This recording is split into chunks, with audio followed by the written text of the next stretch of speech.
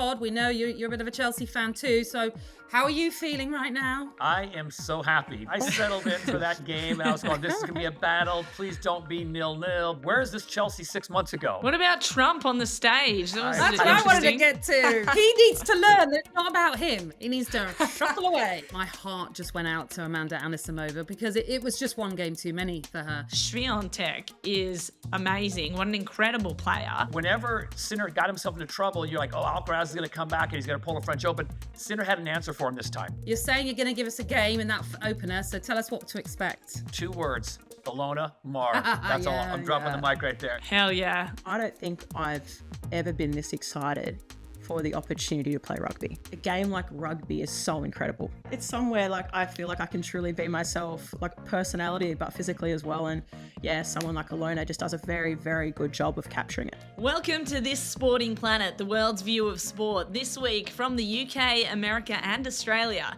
This is the show that brings together international voices who are passionate about sport, and we live and work in the regions where major events are taking place. This week, we're discussing a tournament that brings the best women's rugby players in the world to England with the home team, the firm favourites. Yeah, it's only been 3 years since the last Rugby World Cup. So from the Southern Hemisphere in New Zealand in 2022 to my neck of the woods in 2025, this edition is set to be bigger and better than ever. And maybe here in England, well, I should be feeling pretty confident, shouldn't I? Because the Red Roses are on fire. Hey, don't discount the USA, Natalie. You've got us up first, and we're looking to cause an upset with sensation Alana Mama'o on the squad. We'll discuss which teams and players to watch out for this episode, and we'll ask how much and why this tournament has grown over the last decade, and ponder what more can be done to advance the women's game. That's all coming up on this episode of This Sporting Planet. Natalie Sawyer here in the UK alongside Todd Harris from the USA and Kate Allman in Australia. A bit later, we'll be joined by Piper Duck from the Australian rugby squad to help us preview this upcoming Women's Rugby World Cup, which is only a few weeks away now. But first, just a couple of things we need to talk about before we really get started, as I say, on that huge tournament coming up. Huge competitions that concluded over the weekend. Wimbledon in a moment. First, though, the Club World Cup final, which saw Chelsea comprehensively beat PSG 3-0 to win the title. I've been listening to the radio this morning, lots of Chelsea fans gloating about this victory. I guess, Todd, we know you're a bit of a Chelsea fan too, so how are you feeling right now? I am so happy because I settled in for that game and I was going, this is going to be a battle. Please don't be 0-0. Please don't be 1-0. And right out of the gate, Chelsea just looked, I don't want to say this, where is this Chelsea 6 months ago? They looked so in tune and so engaged in this match. I'm not saying that PSG didn't, but I think PSG literally might have run out of gas. The temperature there, I had friends that were in the stadium close to 100 degrees, which is close to like 33, 34 Celsius. And they said it was just massively, just the heat wave, the oppression, the humidity. Anyways, Chelsea looked good. Chelsea looked engaged. Chelsea looked like this really mattered to them. And the way they came out and the way they attacked, I was so impressed. Cole Palmer immediately involved in it. Enzo Fernandez immediately involved in it. The midfield of Chelsea looked so good. And I can't say enough about the goalkeeping. That was massive. But right out of the gate, in the first 20 minutes, they're up 2-0. And I thought, this game's over. But you never can count out PSG. But it was a great match. Great finale for a tournament that a lot of people had skepticism of in the USA. Early rounds, not a lot of people attending. Tough conditions, hot and humid. But the finale was fantastic. I mean, I'm still not sure many people are sold on it, apart from Chelsea now, because as I said, they're celebrating the success. And who doesn't want to say they've won a competition? It's pretty special to do so. But like I say, I think it's still got a way to go before we're all entirely sold on it. And I imagine, Kate, there's an element of FIFA will be happy with what they've delivered, but at the end of the day, it was 2 European sides that got to the final. So it's not like the international final that they were hoping for, perhaps.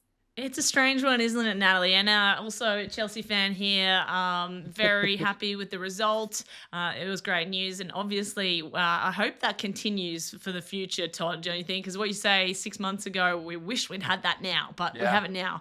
But yeah, I think it's an interesting one. The Club World Cup, I don't know. It didn't really catch on over here. I gotta say, not many people watching. Kind of a bit of a sideshow to everything else that's going on. We got Wimbledon, obviously, and Tour de France just started. There's, our AFL and NRL seasons really heating up. We had State of Origin this week, so it kind of floated into the background. I would say that I really think. Obviously, the Euros are a fascinating tournament to watch because of all the big clubs and UEFA. And I would think that this Club World Cup format might work better for the women's game. And I cannot wait to see how it does pan out when we have a Women's Club World Cup, because the standard of play in clubs around the world for women is there's far less major difference between the standard, I feel. So where in England you've probably got the highest standard, US is very, very close, and the A-League, the Australian and New Zealand sort of area league is getting there. So the clubs that would be playing each other from around the world, we wouldn't have these huge dramatic wins and losses, especially in the group stages. You might have a much more even tournament, and it'd be fascinating to pit those leagues around the world against each other, really to just see the standard of the UK clubs versus US, and I really think it could be interesting. So that's what I am looking forward to for the next Club World Cup for women. But at the moment, the men's, I don't know if the format's really working. I feel like it had a hors d'oeuvre feel to it. And I say that in the sense of this is a warm-up for the USA before they get ready to put on the World Cup with Mexico and Canada. So a lot of kinks to be worked out, no question about that. And to Kate's point, I don't know if it caught on, whether it was the time of year, it was just an addition to the calendar, going up against Tour de France, Wimbledon, great golf, great tennis, rugby, things like that. So it really was a crowded landscape. But I think when it came down to it, to Kate's point again, 2 European teams. I really thought one of the Brazilian teams would have been in there, but it's okay. Chelsea, PSG, you got 2 marquee names. And I won't even get into the halftime show or the post with the President of the United States getting involved. What about Trump on the stage? That's what I wanted to get to. That's what I wanted to say. He needs to learn that it's not about him. He needs to shuffle away. We could spend a lot of time on this sporting planet about that, but I know a lot of people don't like politics in their sports. So we're going to transition to Wimbledon, which, in my opinion, and Natalie, I'm sure will agree, it is the greatest tennis tournament in the world. It is the greatest spectacle. It is the greatest grounds. It is the greatest setting, the tradition, the all white, everything. It has it all. And when you're at home sitting on the couch and you can't walk away to even get a beverage because you don't want to miss a point, I thought it had everything. Now, the women's final, not as much. We're talking 57 minutes. Iga Swiatek made quick work of the American. But you know what? I was so happy to see women's tennis elevated to that point. $4 million to the winner, $2 million to the runner-up. That is a good starting place. But Swiatek, ladies, let's start there first. She was an absolute machine. Oh, she was. Listen, I was watching that final and my heart just went out to Amanda Anisimova because it was just one game too many for her. An extraordinary 2 weeks. And that's what she has to take away from. Absolutely extraordinary. Didn't even get through qualifying last year to make it to Wimbledon. Yeah. So to have made it to a final is absolutely extraordinary. But of course, nobody wants to see someone lose in such a fashion because it's just so upsetting, demoralizing, everything. But do you know what? I was so pleased with the way she spoke afterwards. Yes. She spoke so...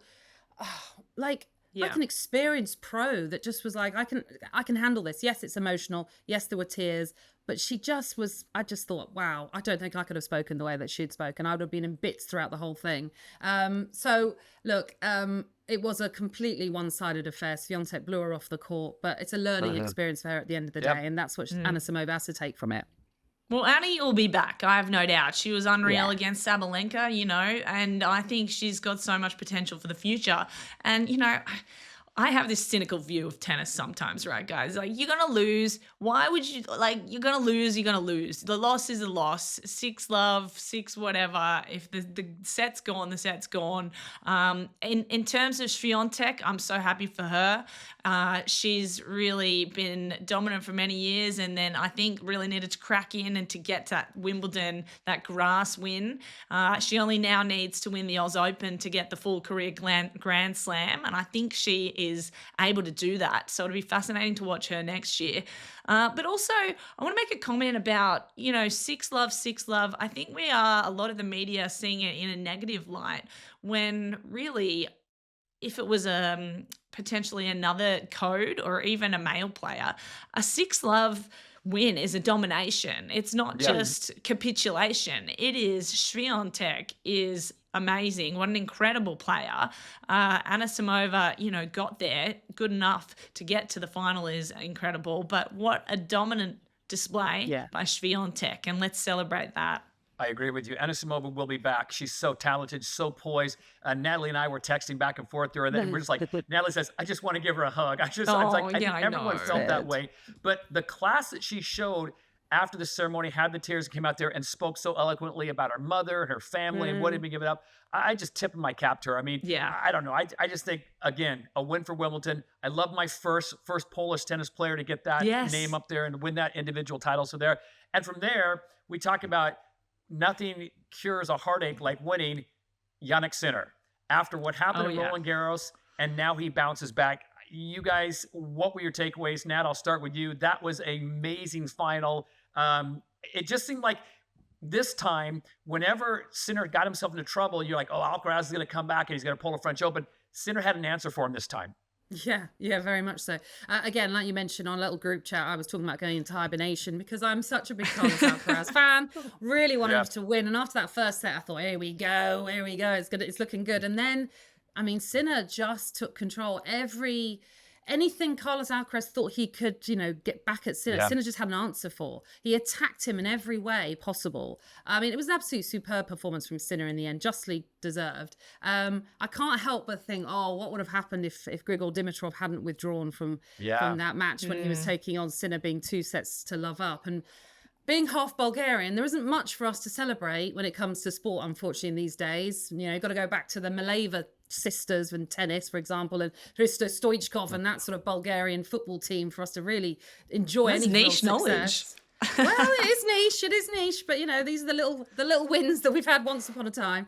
You sort of do wonder what could have happened if that had gone all the way as such, and maybe Sinner wouldn't have made it to the final. But listen, on the day, he was a machine and did exactly what he needed to do. And again, what was nice to see afterwards, how they both spoke about each other. And there is clearly a friendship there, which is nice to see too. But we know we're just going to be enjoying a decade, hopefully, of a great rivalry.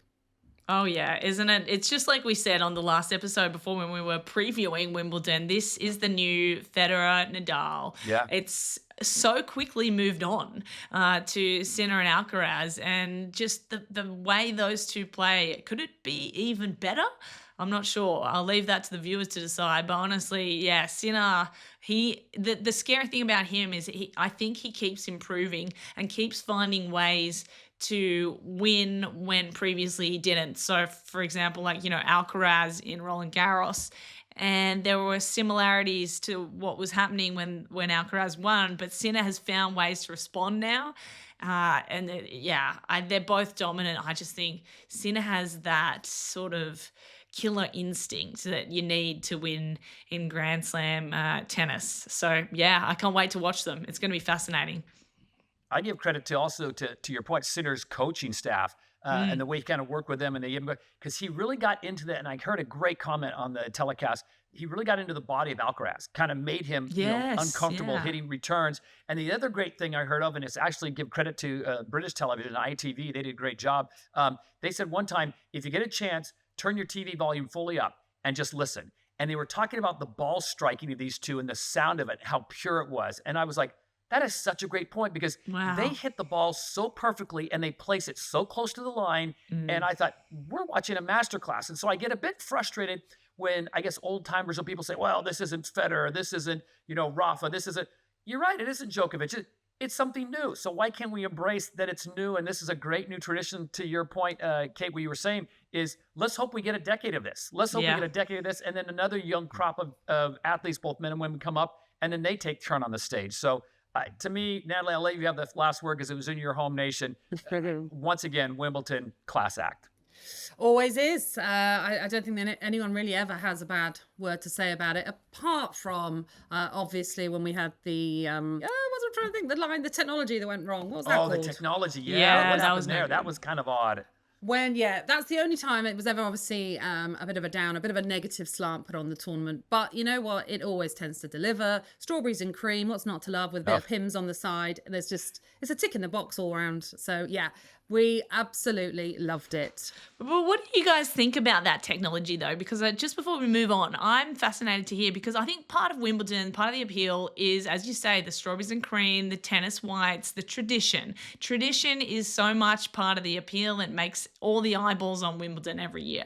And so replacing, the line judges with robots, should we also replace the ball kids with ball machines? Is the umpire going to be an AI robot at some point? All of this destroys the tradition. I love the line judges. I love them marching out. I've been there to Wimbledon, lined up at 5 a.m. for my ticket in the, outer courts in the first round, and they're all marching onto the court to take their position. Without that, there's no Wimbledon. And I think, aside from all of the areas that you can come from those robotic line judges, what about the tradition, you guys?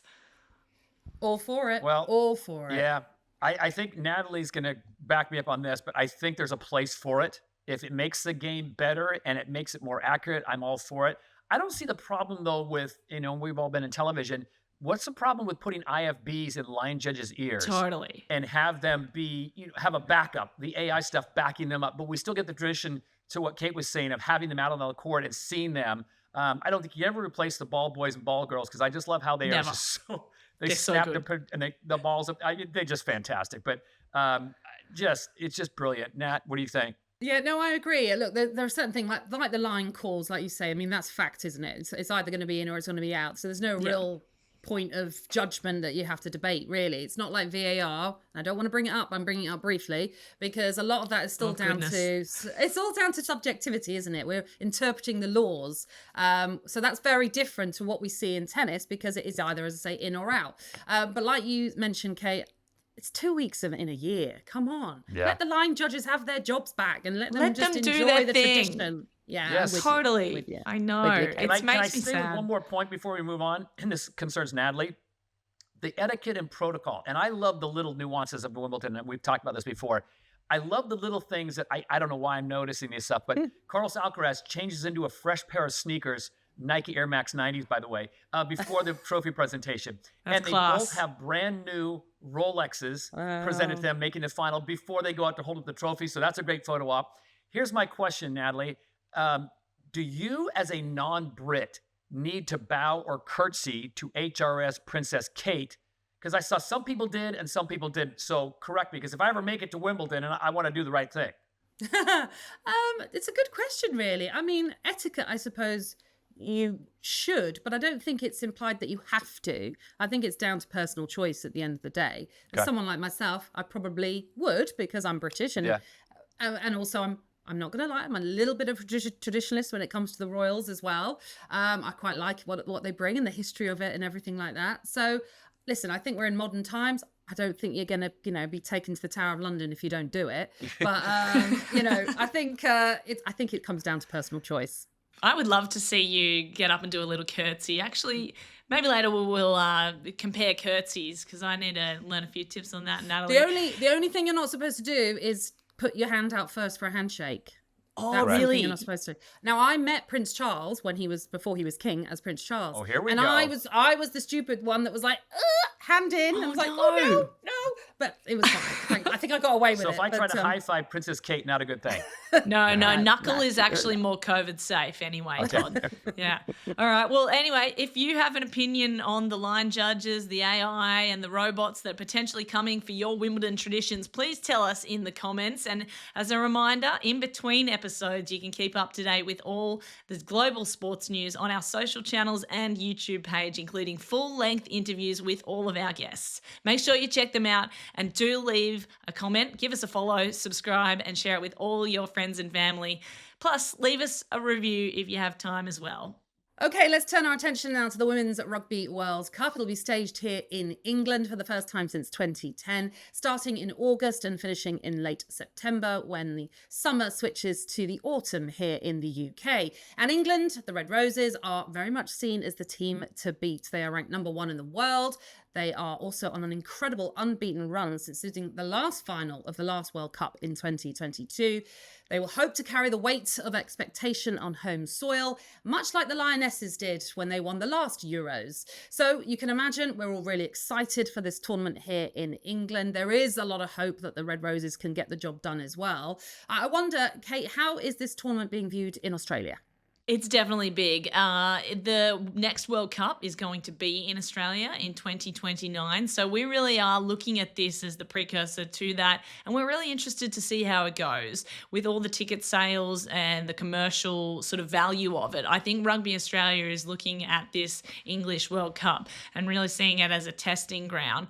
I think it's a fascinating time for women's sport generally, and to have a Women's Rugby World Cup now is fascinating for a few reasons. There's obviously the surge in attendance that we've had in women's rugby, helped along by US star Alana Mama'o, who's such a Instagram and TikTok sensation, obviously. More followers than any other rugby player of any gender around the world. She's got 28 million or so followers on TikTok. She's incredible, but she was playing over in England, as you know, Natalie, and has brought a lot of attention to the game there. And I think in Australia, we're watching all of that, having been a rugby nation for so long and having had our men's team not as successful as they once were. Many people are now looking to the women's game. I myself, I actually think that the women's game can be, and I don't like to pit the men's and women's against each other. It's very different, but it's actually really exciting to watch, potentially more exciting than our men's game. The men's game has evolved into what is a lot of kicking and, to me, a lot of a grind, particularly in the wet weather in England. It can come down to so many penalties, so many scrums, the collapse and so much time wasting, whereas the women avoid a lot of that.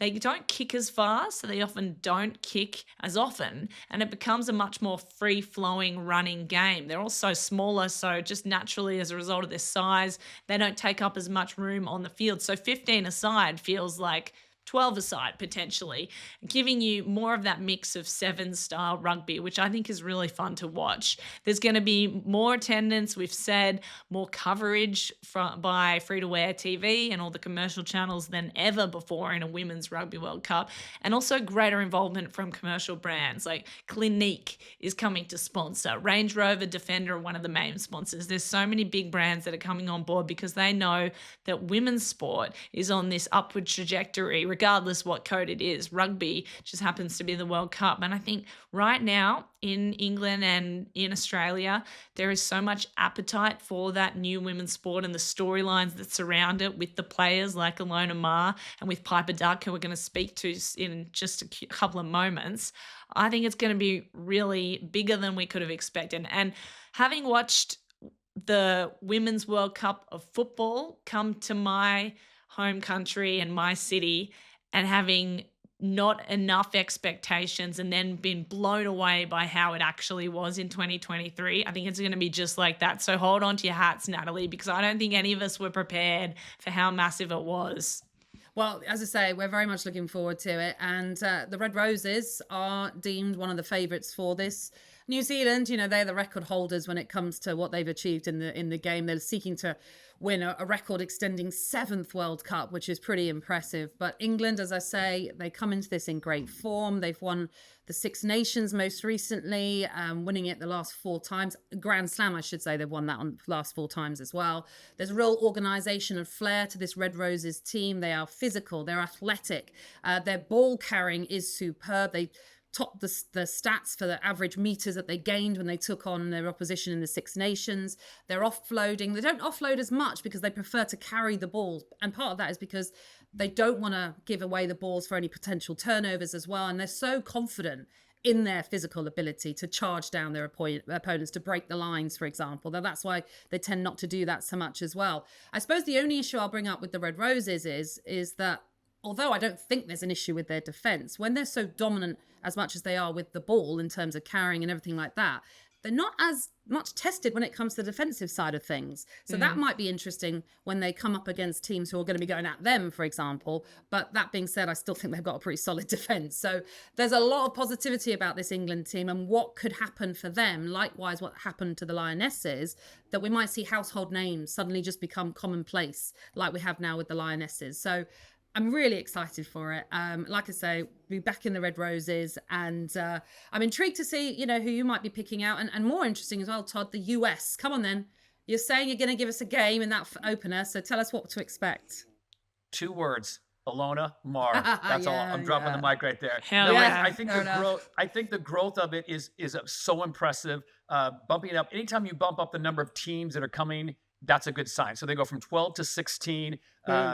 Natalie's talked about the ticket sales. They are being sold briskly. So that is also another good sign. But I think the women, and this is going back to what Kate was talking about a little bit, I think the women have done a better job than the men of making the 15 game similar or closer to the 7. The way the 7s move so quickly, it's like fast break basketball. And for Americans, I know we have ADD sometimes watching a slow prodding game of 15s, but they've done a great job, the women's game, of taking more elements of the 7 and making it such an exciting game to watch. I have to agree with you, Nat. I think your Roses they look fantastic.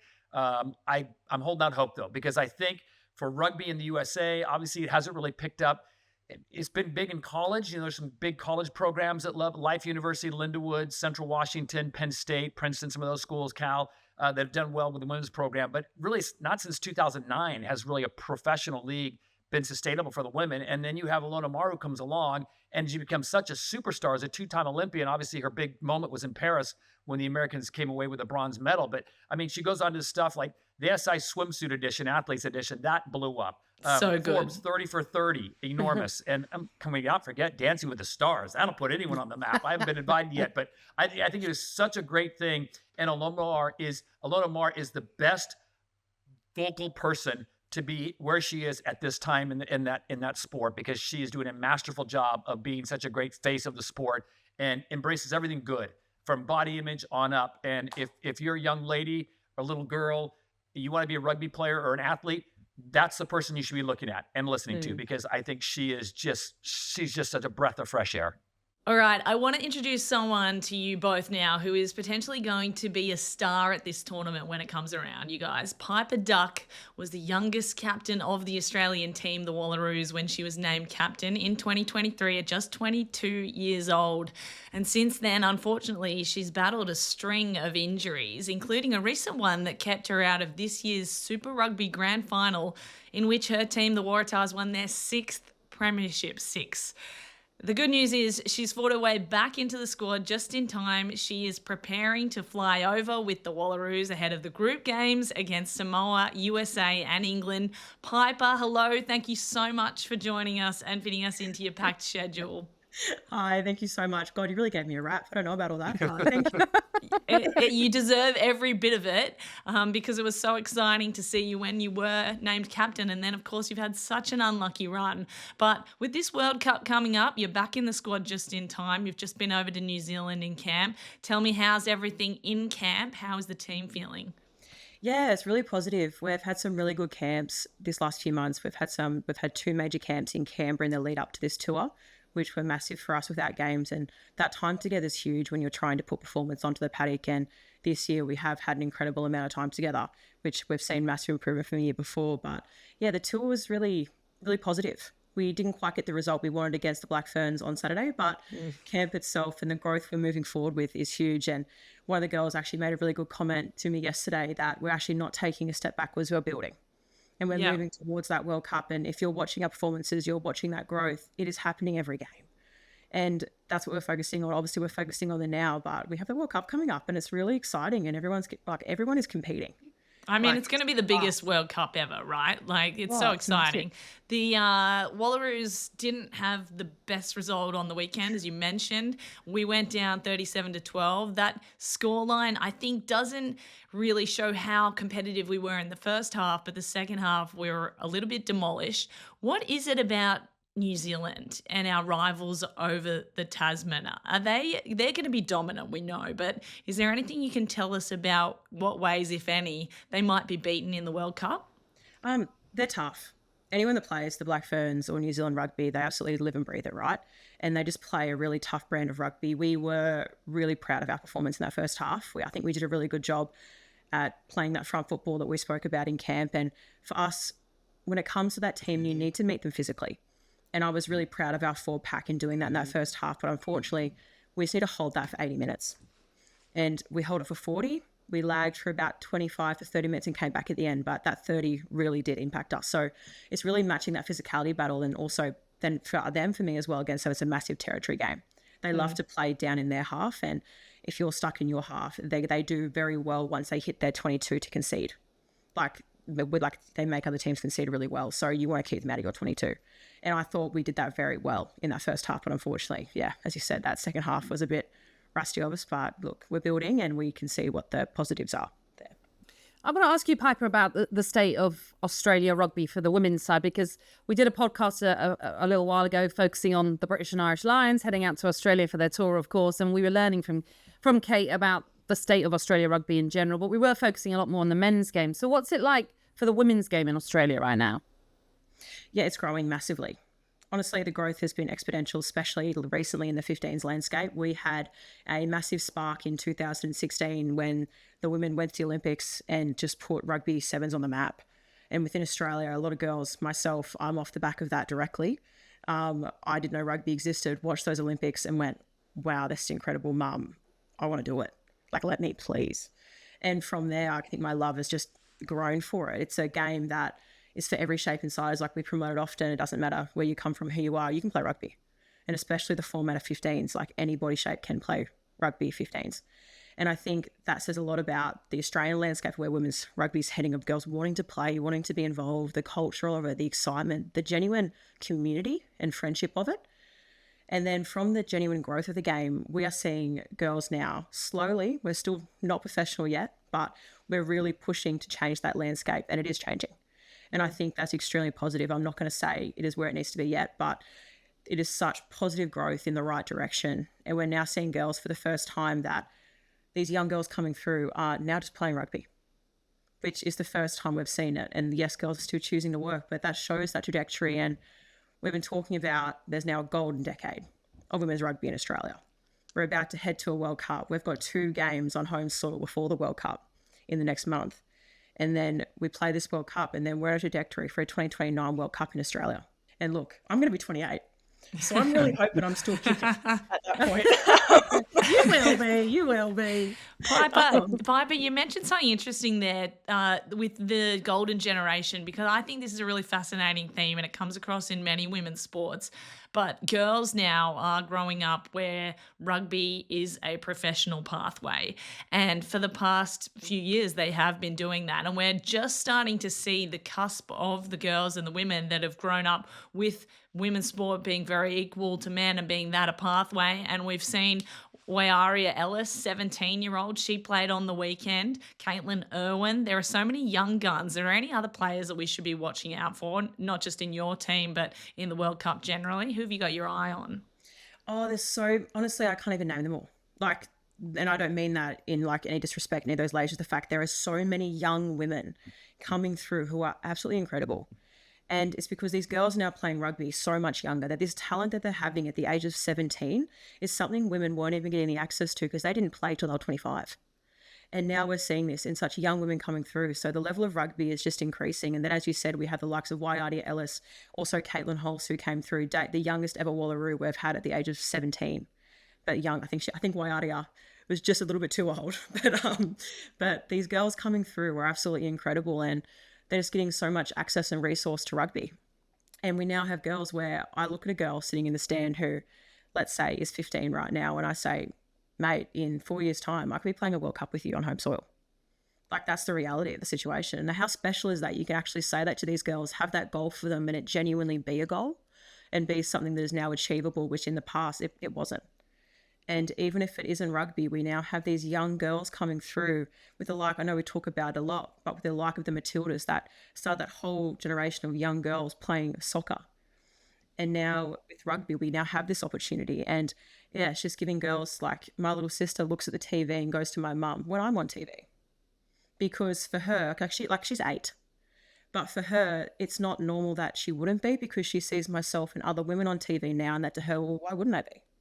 Like, of course I will be once I play whatever. Like, not that she has any clue what she wants to do, but that's how special that is now, and that's how strong that is now within our culture and how that's growing. And I think that's incredible, because I know at the age of 8, I probably wasn't thinking what I'm on TV, right? Can I take this international for a second, Piper? Yep. Before I put some respect on this name, and you know I love Kate and Natalie and Alota Mar, my favorites, but you have the greatest name, Piper Rose Duck. So I'm going to put some respect on that right now. It's as so you good. look to the World Cup, isn't it? As you look to the World Cup, I hate using this term, but are you guys in the group of death? Because the teams you're going to face in that, just to get out of that, is going to be quite an accomplishment. Yeah, it's going to be tough, and we know that. But look, you don't go into a game thinking it's going to be easy, right? And you don't go into a World Cup thinking it's going to be easy either. We have our goals set. We know these teams are going to be tough. Our first game is against Samoa, and I think we just versed them recently with the Wallaroos A game, which was a really good test for us as well, and we got a lot out of that. And heading into then, and then obviously, heading into against England and the US, it's going to be tough, and we absolutely know this. But it's a World Cup; anything can happen, and we're preparing the best we can. Once you hit those quarterfinals, and we're definitely aiming to, once you hit those quarterfinals, anything can happen. From there, that's what makes a World Cup so special. It's why people travel internationally to watch it, because if you are walking into a pool and being like, "Oh, easy," you're probably at the wrong place. So I think this is a perfect time right now to make a statement, and we're really keen to put our hand up and do something special. But I guess also the fact that it's grown from previously 12 teams, 16 teams, that itself shows you where the women's game is going. It's just getting bigger and bigger, and more nations are wanting to take part, and that's why this competition is growing itself. Yeah, definitely. By having this meta girls and this meta teams here, it's giving such a broader landscape to the women's rugby. Obviously, we're seeing a lot in the men's right now, but that growth right now is exponential. Like, I was talking actually to Kate about this last time I seen you, that in the 2022 World Cup, which I was blessed enough to play in, we broke a record crowd for this, like, the kick-off the first game against the Black Ferns. And I think that was 50,000, maybe. And that was a world record for any women's international match, any women's match at all. And then since then, I don't even think it was an international game at Twickenham, they sold out around a 75,000 crowd. And that wasn't even for an international game. And now we have record-breaking selling tickets. It was it was 300,000. It's probably gone up now. I haven't looked since, but we have record-breaking tickets for this tournament. It hasn't even begun. People aren't even there. Stadiums are completely sold out already. House button, that's incredible. And this is the first time this format has been introduced to the women's game, and we're already seeing this growth. So I'm really excited to see where the trajectory of women's rugby is heading. Piper, where do you think the growth comes from? And this is coming from an American perspective. I'm a huge fan of rugby sevens. Do you think there's going to be more growth and more rapid growth in the sevens game or the 15s, seeing as the sevens games in the Olympics? But I mean, both games are a little bit different. Do you see one having a better path for bigger success?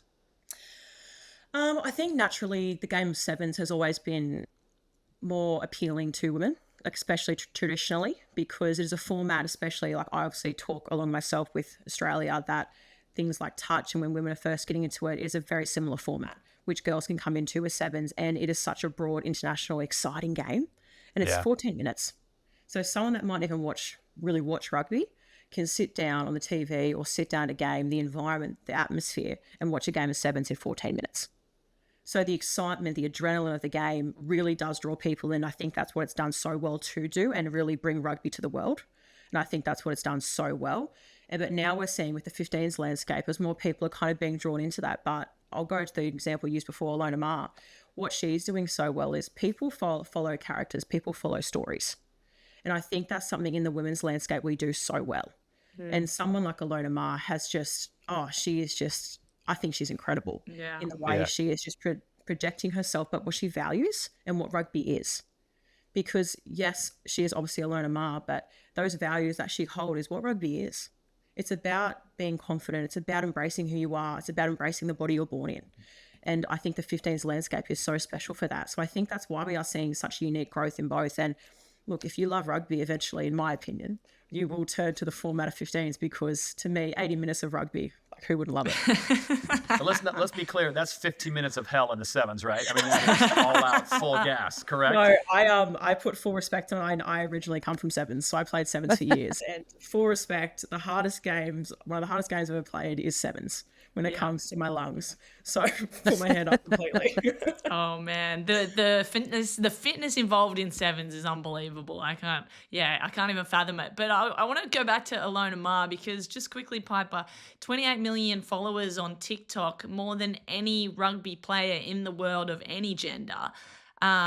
Obviously drawing a huge crowd, not only in rugby and not only in sport. I think the messages go beyond sport. What is it that's impacted you, particularly as a woman in a sport? I think that in any sport, women have had their bodies critiqued over the years, and she's got some powerful messages.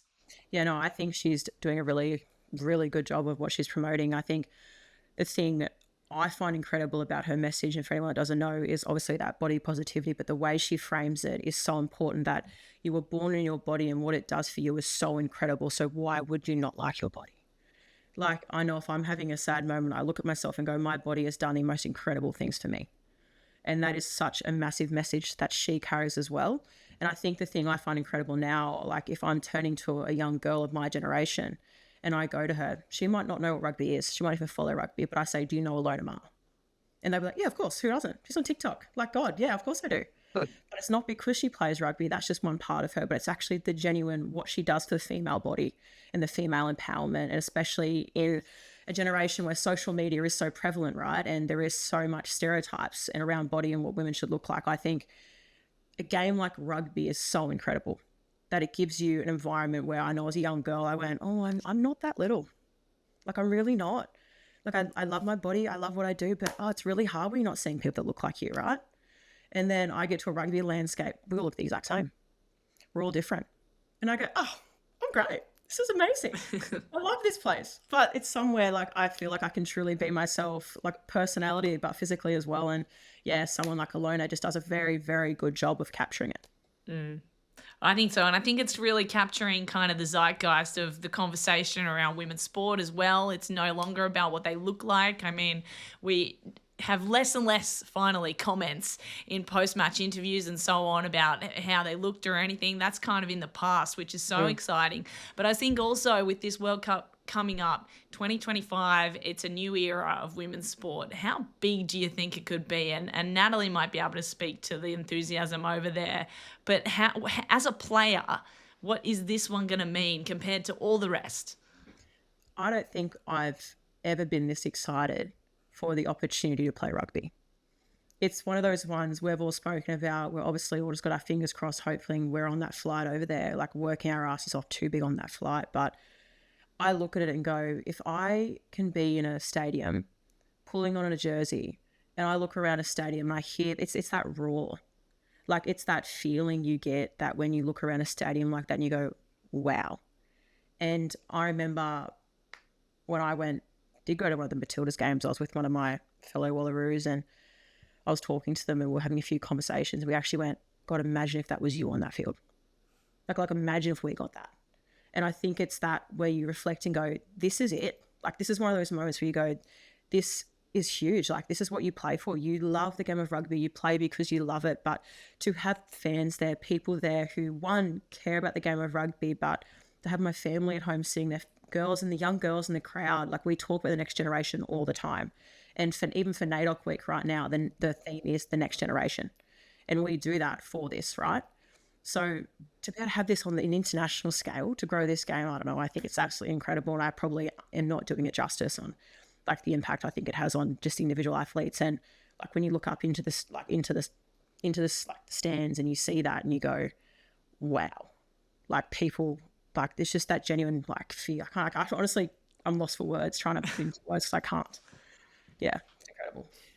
I mean, just to give you the appetite for this World Cup over here, it is massive. You've already touched on it. Record ticket sales already over 300,000, I think, have been sold. They were saying that 89% are from people based in the UK. So that tells you the UK is really looking forward to this.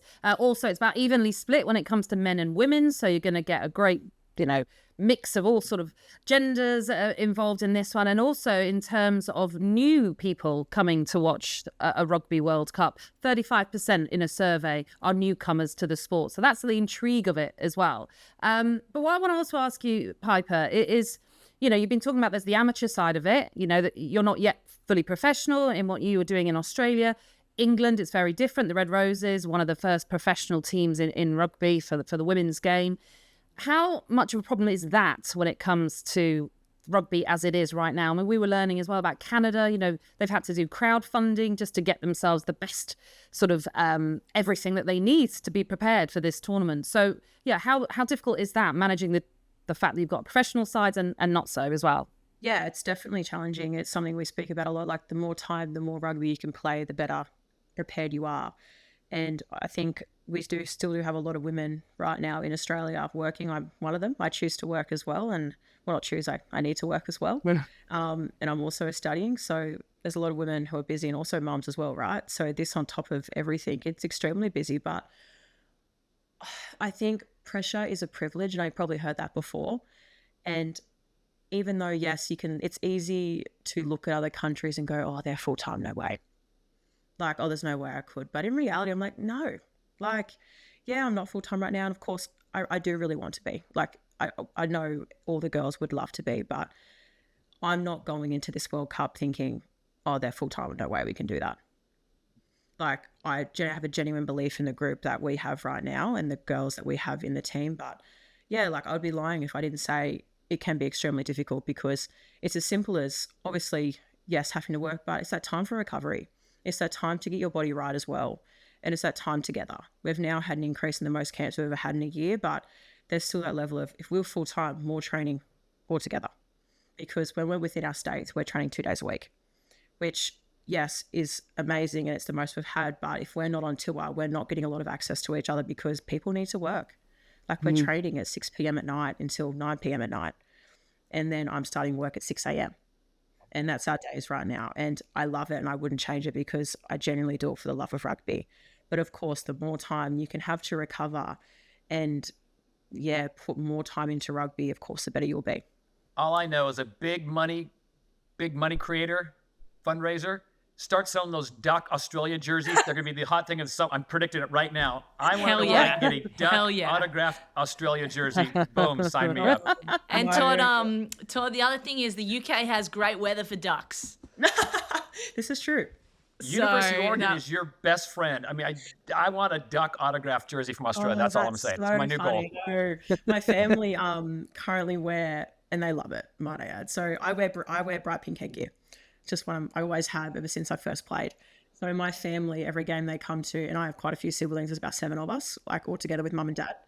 And they rock up in bright pink hats, like caps with duck across the front, to every game that they can attend. I love that so much. Yeah, and they're just very nearly patriotic about it.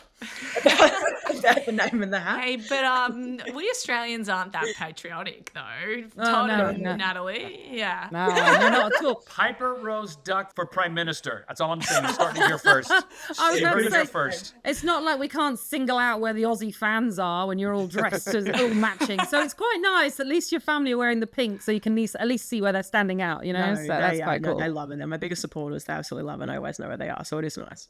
Unreal. Piper, put in 3 orders for 3 duck jerseys and please. 3 sets of pink headgear, and we can't wait to watch you and cheer you on in our pink headgear and jerseys. Thank you so much for joining us on the podcast today. No, thank you for having me. Yeah, it's really important to be talking about it, and thank you guys very much. Kate, then what about Australia? How are you rating Australia's chances? I reckon, man, Australia's got a really tough pool. Let's start with that. We're in the pool of death. USA, England, and Samoa against Australia. And our women's team, we've struggled recently. I think we've lost more than 20 in a row to New Zealand, who is our sort of trans-Tasman counterpart. They are who we play most of our test matches against. And we've got such a dominant rival over there. And we keep losing. I think we're feeling a bit downtrodden. We're potentially in a rebuild phase, looking really towards that 2029 World Cup to build towards that. As a context for you guys, the Rugby Australia situation over the past few years has not been good financially. They've been in the red for a long time, and this British and Irish Lions tour that's actually going on right now for the men's game has been seen as the saviour to try and get back in the black. But there have been a lot of things going wrong with leadership and administrative things, and I have to say, in any sport, that has a massive impact back to the field of play. So if your administration is having issues, that always reflects, in my experience, back to results on the field. So rugby is struggling. Our women's game is improving, but it's not quite there yet. And we're also competing with other women's codes that are growing a lot faster. Our National Rugby League women's is now fully professional. So the women who play rugby have a chance to be professional in a code that's very similar. And we are losing Rugby Union 15 players to NRLW as they have a chance right now. Their season has just started. So that's also a threat. We have AFL, Aussie Rules Football is professional. There's 18 clubs they're playing. They start in August. That goes for a few months to the end of the year.